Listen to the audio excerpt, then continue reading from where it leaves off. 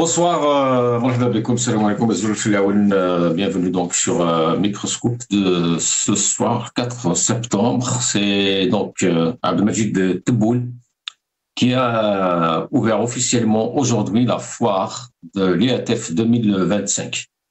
Le président de la République donc a affirmé lors de cette ouverture ou de ce discours qu'il avait tenu aujourd'hui que l'Algérie, que l'Afrique, c'est l'avenir et que l'Algérie contribuera activement aux efforts visant à relever le défi du développement dans le continent. Donc, dans cette allocution prononcée à l'ouverture de cet événement, tant attendu, surtout par la presse algérienne, bien sûr, contrairement peut-être au peuple algérien. Nous allons revenir d'ailleurs à cette question avec nos invités.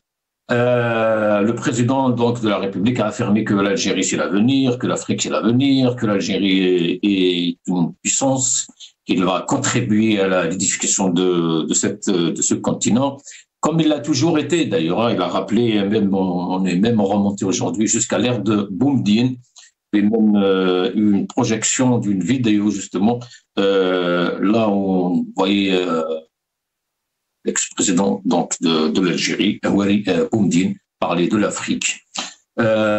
Certains ont d'ailleurs soulevé ce point, comme quoi Tebboune reprend le même ou les mêmes phrases du président Waly Boumediene. Nous allons revenir avec nos invités donc à l'Afrique, à cette profondeur africaine dont Tebboune parle tout le temps, bien sûr. Ce n'est pas la première fois.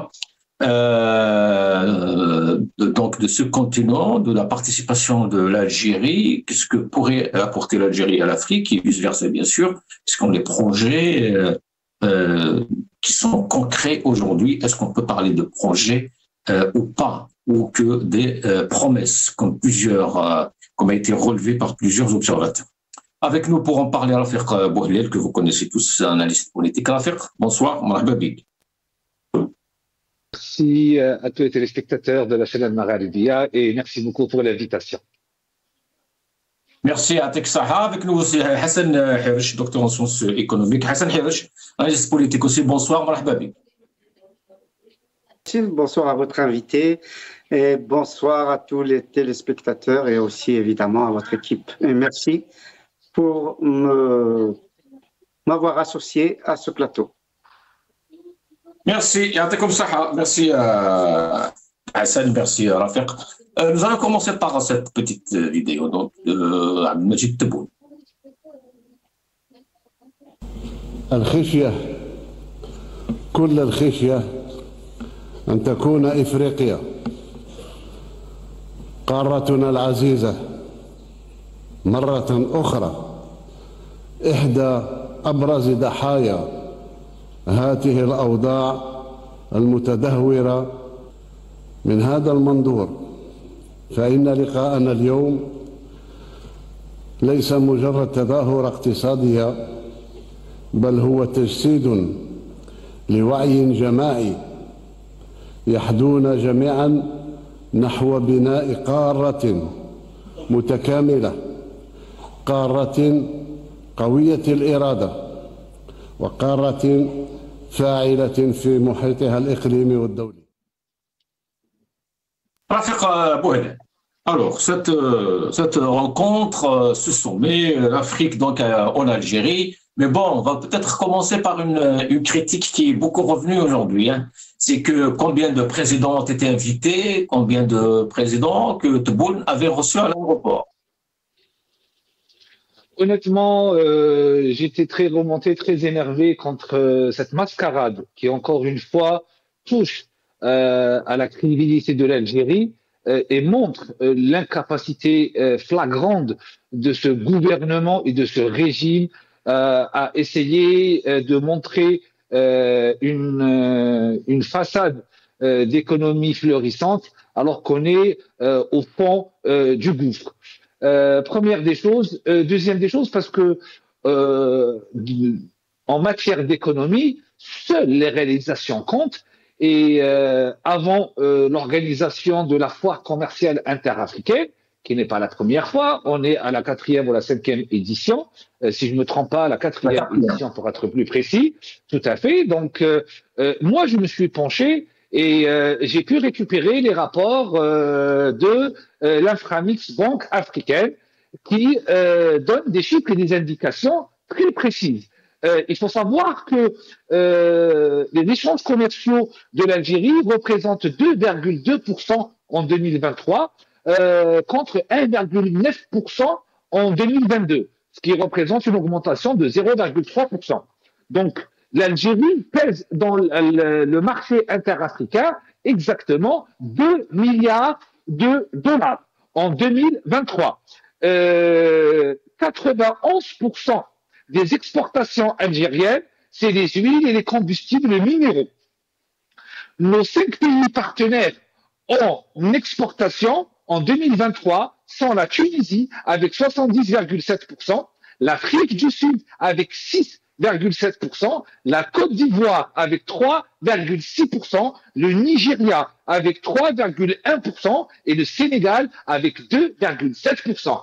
Les 5 pays partenaires en matière d'importation en 2024, c'est la Mauritanie avec 38,8%, la Tunisie 32,7%, la Côte d'Ivoire 9%, le Maroc 6% et l'Ouganda 2,2%. Les objectifs annoncés par le gouvernement algérien de passer de 2 milliards à 40 milliards de dollars d'échanges commerciaux, avec une augmentation de 0,3% entre l'année passée et cette année, il faudrait exactement 600 ans, soit 6 siècles, pour pouvoir arriver à ce chiffre annoncé par le gouvernement et leurs ambitions. Comment peut-on faire pour passer de 0,3% de 2 milliards à 40 milliards, soit 2000% d'augmentation, alors que 91% des exportations, c'est les hydrocarbures et les huiles minéraux et les dérivés des produits énergétiques. Ceci est impossible de manière mathématique et de manière économique. Pourquoi? Parce que en Algérie, le gouvernement algérien a détruit le tissu économique des petites et moyennes entreprises parce qu'il faut exporter des biens et des services. En 2025, on ne peut pas exporter ces Shangri-La, on ne peut pas exporter.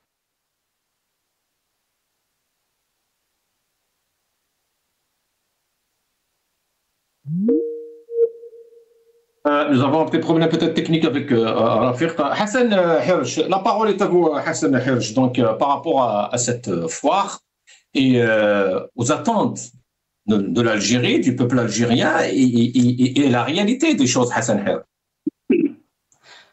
Ce qui me choque déjà, c'est d'appeler ça une foire. Parce que, bon, la foire, on sait ce que ça peut vouloir dire.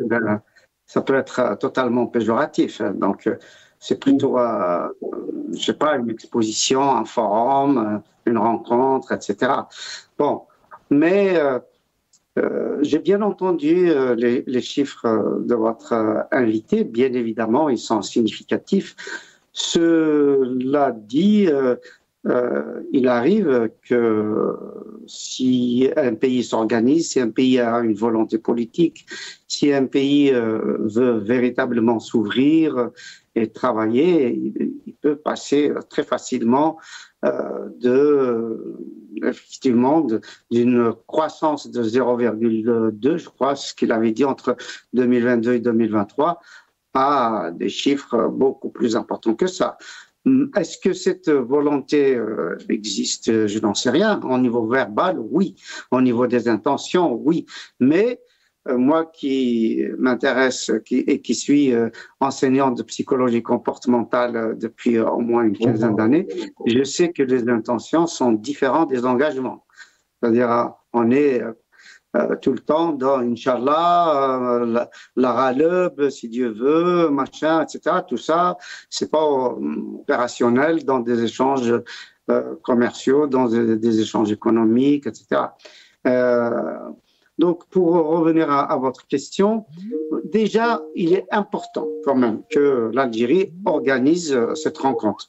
Ça me semble déjà un premier pas, parce que d'abord, c'est le troisième pays à l'organiser, ce qui n'est pas rien, ce qui est quand même d'un point de vue à la fois symbolique, politique, comment dirais-je, et de l'espérance, c'est une bonne chose. Parce qu'il y a eu, si je suis bien renseigné, il y a eu l'Afrique du Sud et puis l'Égypte. Je ne sais pas quel est le pays qui a organisé une troisième fois, ou est-ce que c'est l'Afrique du Sud qui a organisé 2 fois. Donc, l'Algérie, troisième ou quatrième pays à organiser cette rencontre, ce n'est pas rien.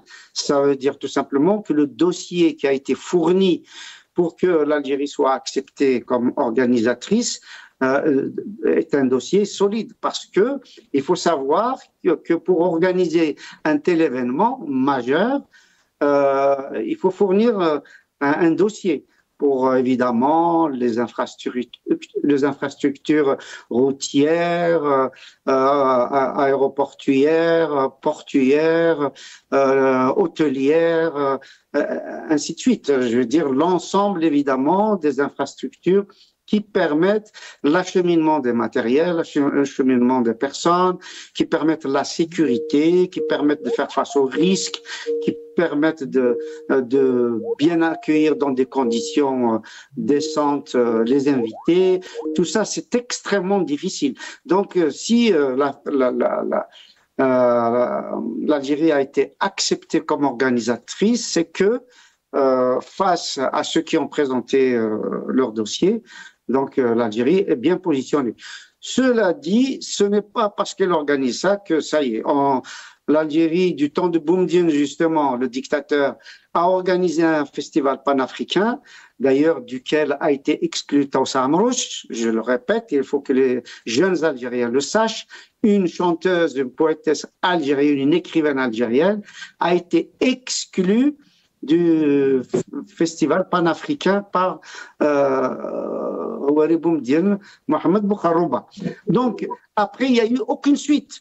Le festival panafricain était censé, après, réunir les artistes, les journalistes, les différents acteurs de la culture, des échanges au niveau des cinémas, au niveau des arts plastiques, au niveau de l'artisanat, ainsi de suite. Il n'y a eu aucun échange. Il y a eu, si on doit dresser un bilan sur le côté culturel, entre l'Algérie et le reste des pays africains, c'est plutôt proche de 0.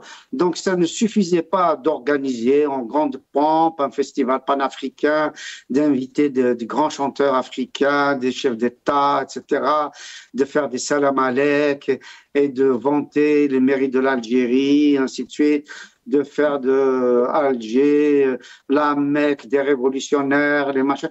Tout ça, ce n'est pas du tout opérationnel, c'est des postures, c'est de l'affichage. Donc, mais parlons de cette citation à Hassan Herj, d'ailleurs. Vous faites référence à cette citation, donc à la citation, je veux dire.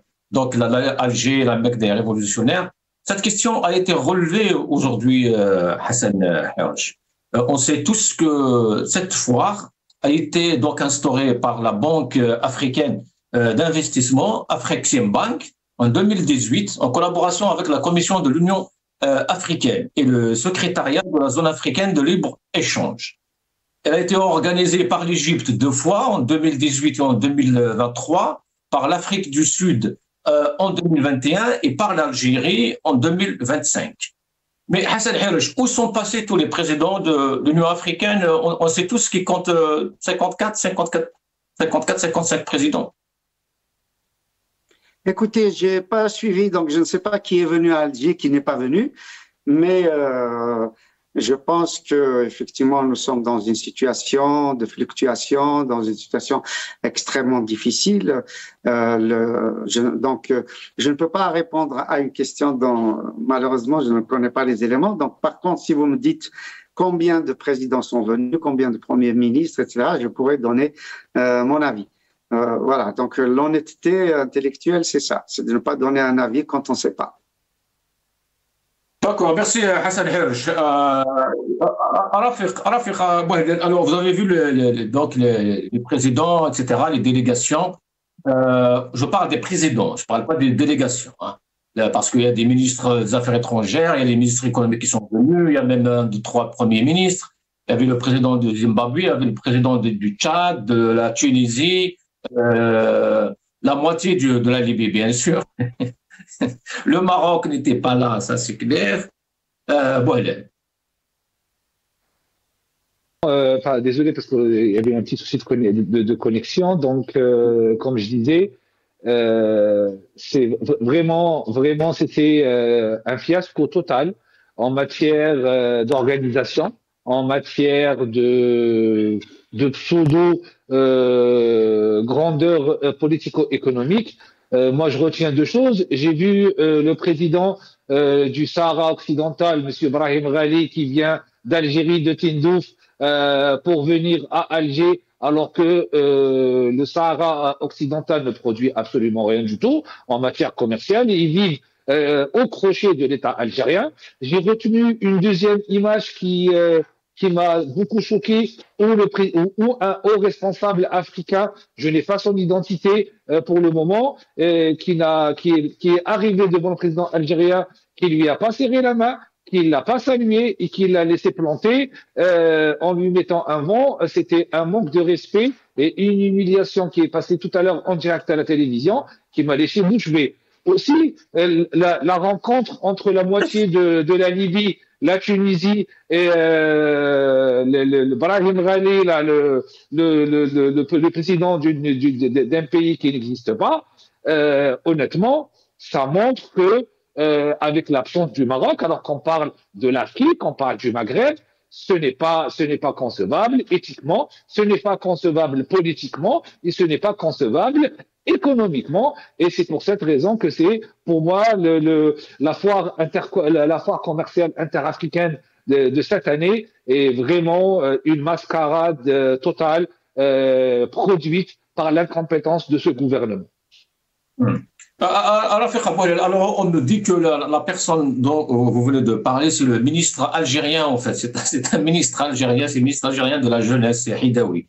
Voilà. Sinon, on va regarder cette vidéo.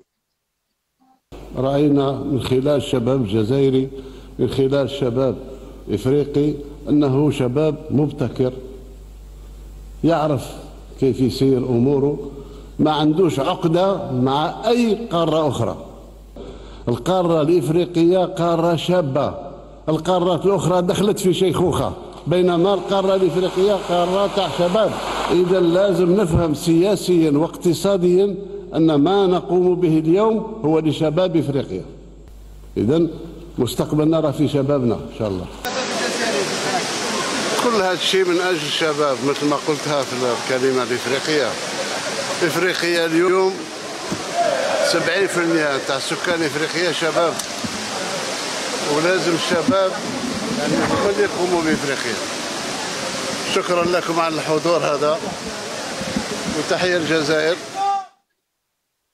Hassan Herj, alors, Boune qui nous dit aujourd'hui donc que l'Afrique est un continent jeune, les autres continents sont entrés dans la vieillesse. L'avenir de l'Afrique, c'est la jeunesse. Mais Hassan Herj, c'est des mots qui choquent. Quand on voit l'âge de Tebboune, l'âge de Chingriha, l'âge de tous les dirigeants d'ailleurs de l'Afrique, il y avait même un président africain qui vient de se présenter, je pense, pour la 7e fois. Oui et non, Hossein.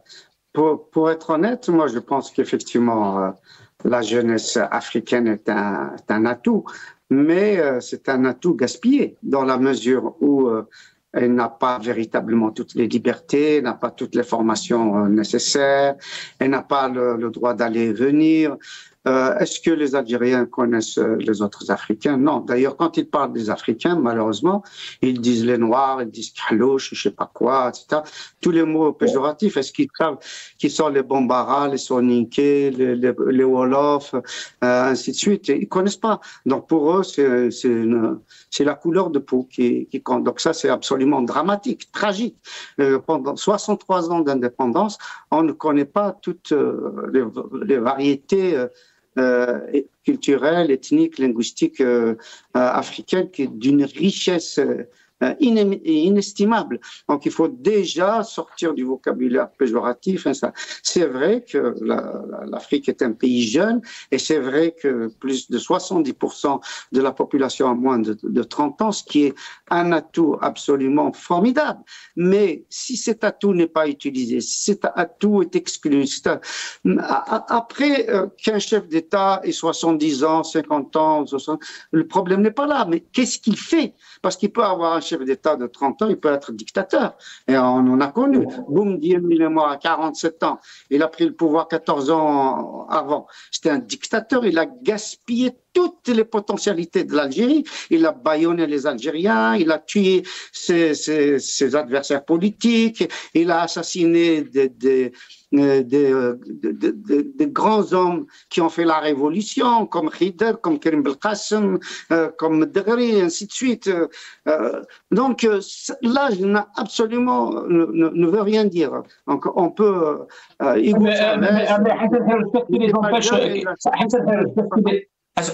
Qu'est-ce qui les empêche, ces dirigeants africains, de donner la parole à ces jeunes, de reconnaître ces jeunes? Pourquoi ces jeunes meurent dans la Méditerranée? Et tous les Africains d'ailleurs, tous, maghrébins ou pas.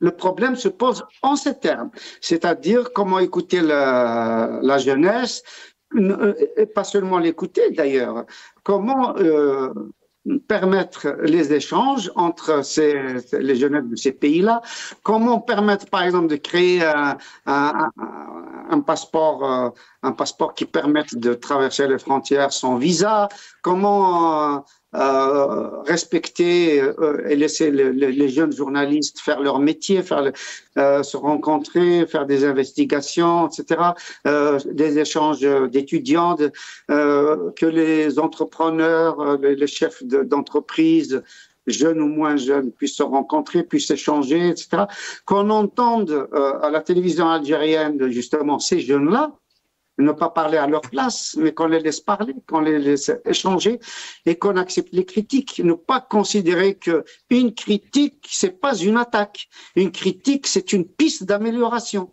À partir du moment où on prend conscience que justement les jeunes qui puissent critiquer les systèmes, qui puissent critiquer les politiques qui sont menées par les pouvoirs en place, etc., c'est des pistes d'amélioration.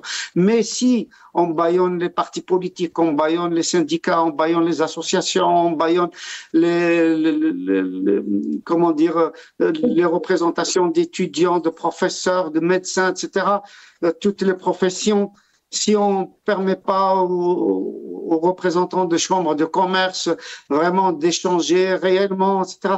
Et puis, permettre aussi à tous les pays d'être présents là, y compris le Maroc, malgré la crise, montrer justement qu'on peut travailler économiquement, qu'on peut travailler au niveau des échanges, etc., même s'il y a une crise politique majeure, parce que justement, c'est l'avenir qui compte. Et ça me semble important. Alors, est-ce que nous avons la possibilité de le faire? Oui. Est-ce que nous avons la volonté de le faire? Je ne sais pas. Pour le moment, ça ne s'est pas fait. Est-ce que ça va se faire dès ce soir ou dès demain matin? L'avenir nous le dira. Merci Hassan Hirj. Rafiq Bouhlel, sur cette question de la jeunesse, tout le monde sait qu'aujourd'hui les jeunes, bon, il faut quand même dire qu'il y a beaucoup de jeunes Algériens qui essayent de réussir, qui créent des entreprises, qui portent des projets, etc. en Algérie. Bon, certains réussissent, certains pas, mais beaucoup de jeunes aussi sont en prison aujourd'hui. Beaucoup de jeunes essayent de quitter l'Algérie, de fuir le pays. Concernant la jeunesse algérienne et la jeunesse africaine en général, malheureusement, la jeunesse africaine, comme la jeunesse algérienne, souffre les modes de gouvernance des pays en place. Quand vous avez une junte militaire avec une dictature pure et dure, qui musle et qui viole les libertés fondamentales des citoyens, vous ne pouvez pas vous développer. Quand, par exemple, l'Algérie a été classée 157e sur 167 en matière de liberté économique en 2022, en 2024, on est tombé à 160e classement sur le classement des libertés économiques. Pourquoi? Parce qu'on subit même une dictature économique où c'est les gouvernants qui ont la même mise sur les richesses du pays, et ça se traduit par un PIB qui se compose à 97 ou 96% d'hydrocarbures. Cela veut dire qu'il n'y a pas de développement d'entreprise. Les jeunes qui veulent réussir, malheureusement, sont obligés de quitter le continent africain et quitter l'Algérie, et l'Europe profite de manière directe de ces jeunes talents, et malheureusement aussi, il y a l'immigration clandestine, ou que ce soit africaine ou algérienne, parce qu'ils aspirent à une vie meilleure, parce qu'ils aspirent à améliorer leur quotidien, car les pays respectifs, et notamment l'Algérie, n'offrent pas d'avenir stable pour cette jeunesse, qu'elle soit dans un domaine économique, que ce soit dans un domaine journalistique, que ce soit dans un domaine politique, parce que tout est verrouillé. Mais sinon, pourquoi ne pas parler, Rafiq Abou Helel, des perspectives justement de proposer des projets aujourd'hui à si jeunes? C'est l'occasion peut-être, puisqu'il y avait beaucoup de représentants qui étaient là. Comme disait Hassan Hirsch par exemple, l'idée d'un passeport africain, c'est magnifique. L'idée d'un passeport africain, c'est magnifique. L'idée d'avoir une monnaie africaine comme la monnaie européenne ou qui existe, c'est une très bonne idée. Mais malheureusement, ça reste uniquement des hypothèses qui ne peuvent pas se mettre et se réaliser sur le terrain, car encore une fois, nous sommes face à des modes de gouvernance qui ne plébiscitent pas les talents, et surtout, on a des problèmes au niveau diplomatique où l'Algérien, malheureusement, il lui faut un visa pour voyager dans des pays africains. Et ça, c'est une réalité. Et cela à cause des mauvaises décisions diplomatiques qui bloquent le développement économique et les échanges culturels et les échanges réguliers avec les pays africains. Et le régime algérien se contente d'effacer les dettes de ces pays, comme l'a rappelé très justement le président de la République Abdelmadjid Tebboune tout à l'heure, en disant on a effacé pour 1,5 milliard de dollars sans faire de bruit, de manière un peu hautaine, qui montre que l'Algérie n'essaye même pas d'ouvrir ses frontières et ses portes au marché interafricain qui a besoin de biens et de services, où l'Algérie a toutes les possibilités financières et toutes les possibilités humaines de pouvoir développer ces rapports. Mais, encore une fois, les entreprises, elles sont créées par des investisseurs. Et l'investissement en Algérie, il est bloqué. Les projets prometteurs sont volés. Les investisseurs sérieux sont chassés à travers une bureaucratie lourde et une corruption ambiante qui bloque ce développement. Et c'est encore une fois, on revient à la base du problème, c'est qu'il y ait un mode de gouvernance qui n'est pas tiré de l'envie du peuple, mais d'avoir des gouvernants qui sont choisis par une junte militaire qui dirige les pays de manière totalement aléatoire et qui porte atteinte à l'économie nationale et aux échanges entre l'Algérie et les pays africains. Merci, restez avec nous, nous allons écouter un peu Abdelmadjid Tebboune. تثمين الطاقات البشرية حاليا إلى هذا الدخول الجامعي الجزائر توفر سنويا لإفريقيا 8000 منحة دراسية لأشقائنا الشباب الإفريقي للالتحاق بمقاعد ومعاهد وأقطاب التميز في ميادين الرياضيات والروبوتيك وتقنيات نانو. تفخر الجزائر بأن ساهمت منذ استقلالها في تكوين ما لا يقل عن 65,000 إطار إفريقي.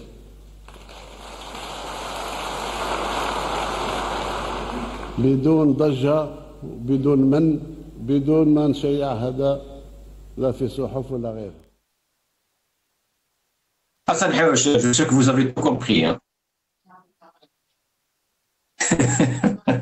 Alors, Hassan Hirsch, Tebboune disait donc que l'Algérie offre annuellement 8000 bourses aux étudiants africains dans divers domaines comme l'intelligence artificielle, le robotique, les mathématiques, etc.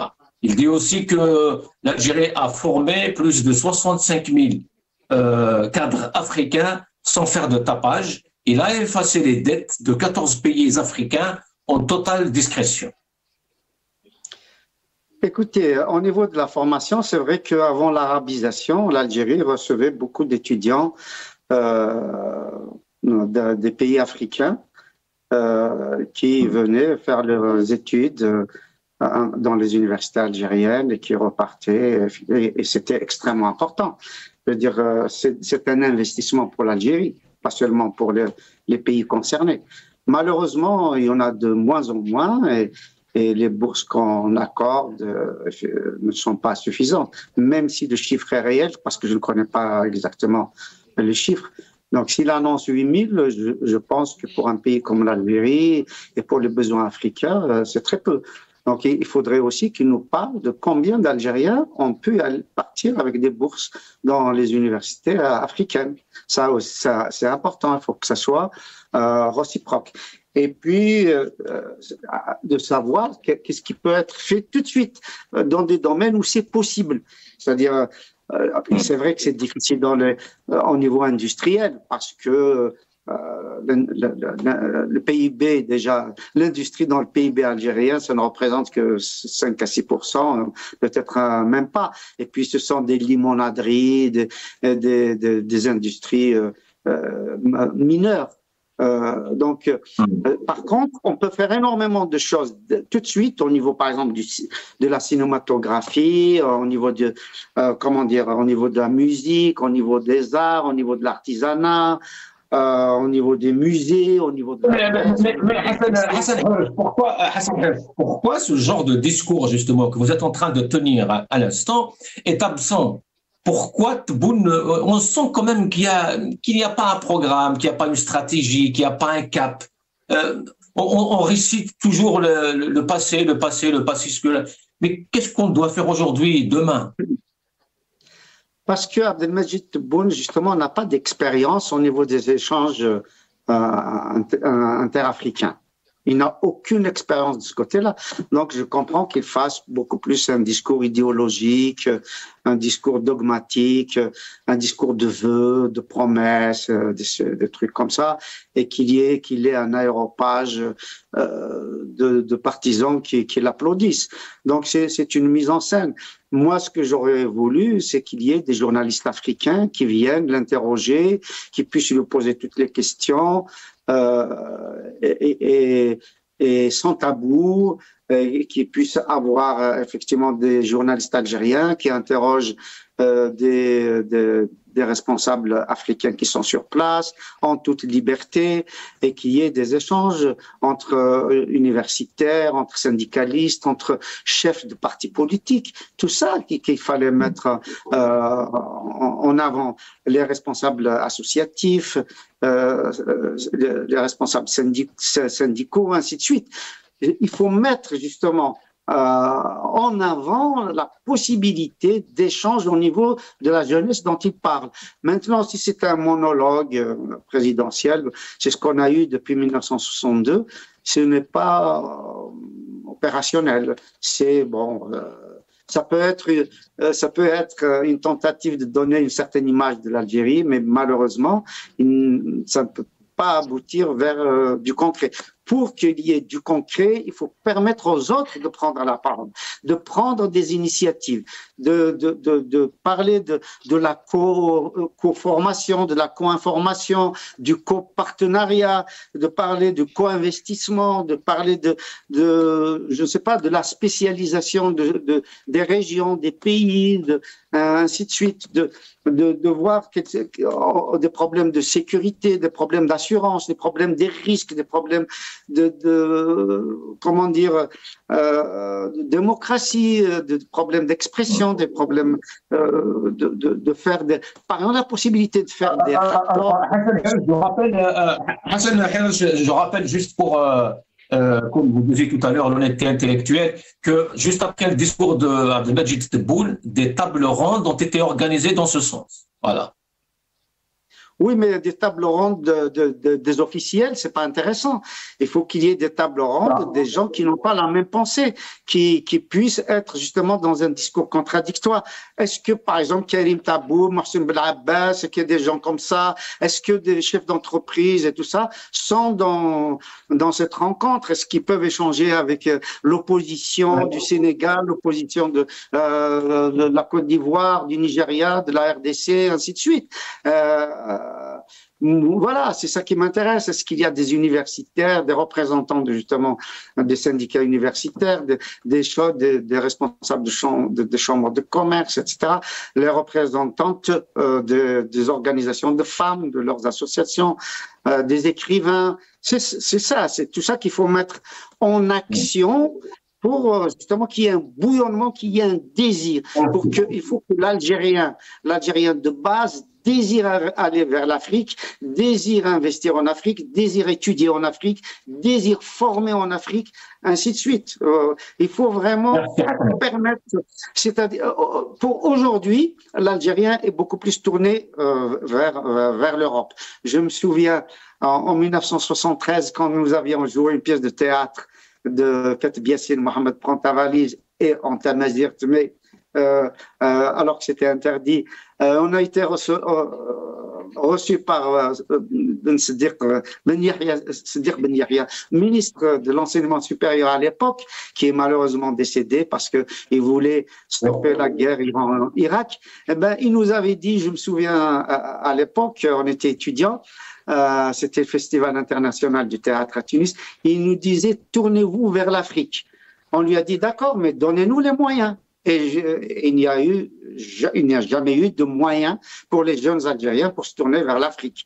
Alors, est-ce qu'aujourd'hui Abdelmajid Tebboune va justement, avec les discours qu'il a tenus, mettre justement en pratique dès demain, c'est pas après-demain, dès demain, mettre en pratique et donner la liberté de circulation, la liberté d'investissement, la liberté d'aller étudier, la liberté d'aller venir, etc., de travailler sur justement la levée des visas entre les différents pays africains, ainsi de suite. Voilà tout ce qui est pratique à mettre comment dire, en question. C'est vrai que d'un point de vue des échanges, aujourd'hui, qu'est-ce que l'Algérie peut envoyer? Elle envoie des dattes, elle envoie de fer à béton, elle envoie du ciment, elle envoie quelques médicaments et encore parce qu'il y a le respect des normes qu'il faut revoir, quelques produits parapharmaceutiques, mais de mon point de vue, ça va pas plus loin. Donc, il va falloir travailler pour que... Si on avait laissé Arbab travailler, lui, justement, il avait pensé à l'Afrique depuis au moins 2 décennies. Il voulait justement conquérir et concurrencer les Chinois, concurrencer les Turcs, concurrencer les Européens sur le terrain africain. Il en avait les moyens, il en avait le désir, et il avait la capacité de le faire, mais bon, il a été bloqué même dans son propre pays, même dans sa propre région. Donc ce n'est pas avec cette politique-là qu'on peut avancer, qu'on peut faire de l'Algérie un pivot des échanges économiques africains. Il faut changer de regard et sur l'Afrique et sur les Algériens. Il faut faire confiance aux Algériens, il faut faire confiance à la jeunesse d'une façon générale. Et il faudrait comment dire, un protocole qui permette aux étudiants de circuler, et c'est ça qui va permettre aux Africains de demain. Restez avec nous, on va redonner la parole un peu à notre invité Bouhlel. Rafiq Bouhlel, alors pour la jeunesse, pour ces échanges entre les pays africains, est-ce que disait Hassan Hiraj aussi? Les échanges entre la jeunesse africaine, encore une fois, est une chance, et surtout c'est des avantages où ça peut créer de la plus-value, ça crée des échanges culturels, surtout des échanges économiques où les pays africains sont en plein développement, l'Algérie est censée être en plein développement, et laisser cette jeunesse éclore dans des écosystèmes sains, ce qui n'est pas le cas malheureusement aujourd'hui, et c'est pour cette raison que les échanges économiques et les échanges commerciaux de l'Algérie avec les pays africains ne dépassent pas 2 milliards de dollars. Malheureusement, moi je dis toujours que en économie, seules les réalisations comptent.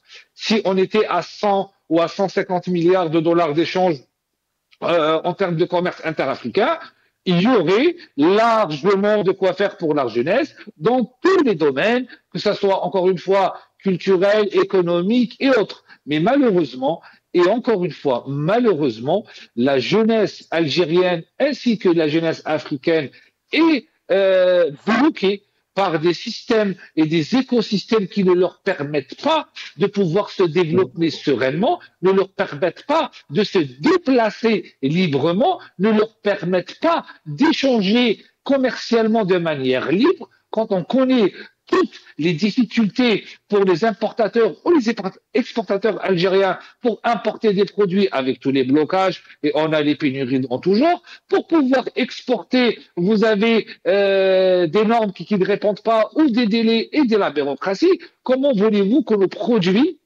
puissent traverser les frontières de manière fluide? Et encore une fois, quand j'ai lu le discours de Abdelmajid Tebboune qui parle de jeunesse et de jeunesse et de jeunesse, encore une fois, la seule chose que l'Algérie exporte à forte dose, c'est les talents algériens, c'est les Algériens eux-mêmes, c'est les Algériens eux-mêmes, et ils exportent les Algériens dans tous les pays du monde, et les jeunes Algériens sont plus portés vers l'Europe que vers l'Afrique. Tout simplement parce qu'ils savent qu'un Algérien qui va immigrer au Sénégal et qui va immigrer en Côte d'Ivoire ou qui va immigrer au Niger, au Mali ou dans un autre pays, il ne va pas développer son niveau de vie et il ne va pas développer ses compétences parce que nous manquons d'infrastructures à tous les niveaux. Et encore une fois, les échanges économiques se font à travers les entrepreneurs et les investisseurs. Et dans notre malheureux pays qui est l'Algérie, on freine et on détruit tout ce qui a rapport avec l'économie et il reste dans des discours politiques vides de tout sens, comme ils l'ont fait les autorités algériennes avec le BRICS. Et en fin de compte, l'Algérie n'a pas été acceptée de rentrer au sein du BRICS parce que nous n'avons pas une économie diversifiée. Nous sommes loin des normes internationales. Nous souffrons de beaucoup de blocages à tous les niveaux. Et ces blocages-là, malheureusement, reviennent encore une fois à un mode de gouvernance basé sur la compétence de Tebboune, qui n'a pas la stature de président de la République. Il était wali. Il a échoué en tant que wali. Comment peut-il réussir en tant que président? Il a échoué pour les infrastructures d'un département d'une wilaya. Il ne peut pas réussir dans la gestion d'un pays. Il a échoué dans sa gestion quand il était ministre de l'Habitat. Et on voit bien les catastrophes de son secteur. Il ne pourra pas, il n'a pas les compétences ni les connaissances pour réussir à gérer un pays comme l'Algérie, malheureusement. Il a déclaré aujourd'hui, justement, Abdelmajid Tebboune, il a dit que nous rattrapons ce retard afin d'être réellement africains et contribuer dans la mesure du possible au développement de l'Afrique. Est-ce que ce n'est jamais tard ou est-ce que c'est trop tard? C'est pas possible mathématiquement. Pourquoi? Parce que pour passer de 2 milliards de dollars d'échanges interafricains à 40 milliards d'échanges interafricains en moins de 10 ans, c'est un ratio à plus de 2000%. Et avec le développement actuel, il faudrait 600 ans. Comment peut-on mentir ouvertement au peuple algérien, aux investisseurs africains et à leurs invités? Parce que ceux qui étaient là aujourd'hui en Algérie disposent de ces chiffres-là, connaissent ces chiffres-là et connaissent le système économique algérien pour dire que le développement aujourd'hui c'est vers l'Afrique. L'Algérie n'a jamais regardé vers l'Afrique, sachant qu'on aurait pu tisser depuis 30 ans des liens une influence politico-économique grandissante. Mais l'Algérie a toujours voulu regarder vers le nord, vers le continent européen, vers le continent américain pour l'exportation des hydrocarbures. Et même les chiffres interafricains montrent que 91% de nos exportations, c'est les hydrocarbures et les dérivés des hydrocarbures. Donc, on ne peut pas passer d'une économie quasiment exclusivement d'hydrocarbures à une économie développée et modernisée et diversifiée en bloquant tout type d'investissement, en alourdissant chaque jour un peu plus les procédures économiques, les procédures administratives, en faisant tout pour ne pas numériser les ministères et les différents départements, en ne présentant pas les garanties nécessaires pour qu'on puisse créer des entreprises, les développer sans avoir des problèmes en toutes sortes. Et aujourd'hui, quand on parle de l'Afrique, on n'est même pas capable de répondre à nos besoins nationaux. On manque de pneus, on manque de lait, on manque de moutons, on manque de pommes de terre, on manque des produits essentiels. Aujourd'hui, on n'a pas le e-payment n'est pas généralisé, le m-payment n'est pas généralisé. On a des problèmes de connexion dans des villes comme Alger, Annaba ou Constantine. Alors imaginez-vous un investisseur qui va créer une entreprise dans des wilayas retirés où il manque d'infrastructures routières, où il manque d'infrastructures d'habitation et autres. Une dernière question peut-être pour la route. Par rapport à cette foire dans la presse internationale, aucune presse n'en parle. Pourquoi? Et pourtant, c'est une foire quand même qui est censée être drainée des journalistes un peu partout du monde. Même pas France 24. Je viens de regarder sur le site internet de France 24, ils n'ont pas pipé mot sur cette foire. Et pourtant, France 24 est implantée en Afrique. Déjà, moi, ce qui m'a étonné, même les journalistes africains, il n'y avait pas une présence très importante à la taille d'un événement qui représente un continent. L'Afrique, c'est 1,5 milliard d'habitants. Donc, on a un marché à 1,5 milliard de consommateurs. Vous imaginez le volume de ce marché qui est censé attirer et la presse internationale, et la presse africaine, et les analystes internationaux, mais les autorités algériennes ont choisi de ne pas déjà délivrer beaucoup d'accréditations pour les journalistes africains, et les journalistes les journalistes étrangers, on va dire européens et américains, savent que cette foire qui a été organisée par l'Algérie et que les autorités algériennes ont organisé un événement plus politique qu'économique. Et qu'à la fin, au-delà des tables rondes, on va pas voir des signatures de protocoles d'accord avec des créations d'entreprises, avec des investissements annoncés de manière claire et nette et précise. Et c'est pour cette raison que cela n'a pas attiré la presse internationale, et notamment européenne, qui est le continent européen, qui est parmi le plus important continent avec les 27 pays qui commercent avec l'Afrique et de manière directe et indirecte. Merci Rafik. Pour finir justement, un dernier mot. Dernier mot, c'est vrai qu'aujourd'hui, c'est tout un début. Je dirais que les Algériens ne savent même pas qu'il y a une zone de libre-échange au niveau continental, au niveau du continent africain. Très peu de gens connaissent ça, à part quelques opérateurs qui vendent encore une fois des dates du ciment ou du fer à béton, des choses comme ça. Je ne connais pas beaucoup d'Algériens qui connaissent malheureusement cette possibilité-là, et donc il y a tout un travail à faire. Maintenant, l'Algérie est quand même bien positionnée dans la mesure où géographiquement déjà, elle est sur la Méditerranée, elle a une profondeur géographique jusqu'aux confins de l'Afrique. Il y a plus de 2000 kilomètres entre le nord et le sud, ce qui est un grand atout.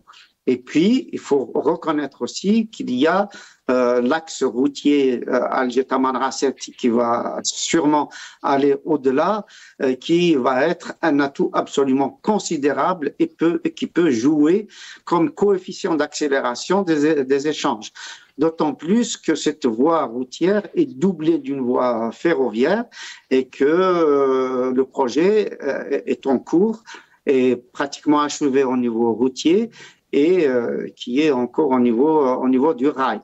Sans compter que le gazoduc Nigeria-Algérie, en passant par le Niger, semble être une réalité de plus en plus. Là aussi, ça peut booster non seulement les hydrocarbures, ce secteur-là, mais aussi tout ce qu'il y a aux environs. Il y aura des répercussions extrêmement importantes pour les petites et grandes entreprises. Et donc, l'avenir n'est pas sombre, mais est-ce qu'il y aura un suivi? Est-ce qu'il y aura participation des Algériens, des zones algériennes? Est-ce qu'il y aura une liberté d'action, une liberté d'expression, liberté d'échange entre les différents corps de la société, je disais tout à l'heure, entre les étudiants, les professeurs, les chercheurs, les entrepreneurs, les syndicalistes, les responsables associatifs, les organisations féminines, etc. Est-ce qu'on va procéder à la réglementation? Parce que tout ça, au niveau de la fiscalité, le droit, au niveau des douanes, il y a des normes à fabriquer. C'est un travail énormissime. Donc, il ne suffit pas d'applaudir, il faut se mettre à la tâche et malheureusement, aujourd'hui, on n'en est pas encore là. Merci Hassan Hirosh, merci Rafiq Bouhlal, merci à vous toutes et à tous. À demain, Inch'Allah.